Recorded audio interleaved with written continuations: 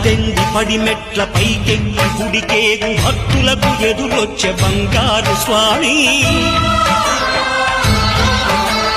ఇరుముడులు స్పృశించి శుభమును దీవించి జన బృందముల చేరే జగమేలు స్వామి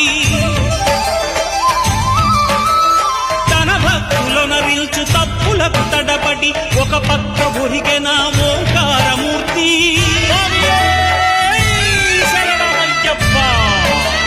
స్వాములందరూ తనకు సాయము కాగా ధీమంతుడై లేచే ఆ కన్య స్వామి పట్టబంధము వీడి భక్తతతికై పరుగు పరుగున వచ్చే భూమిపైకి నరుడై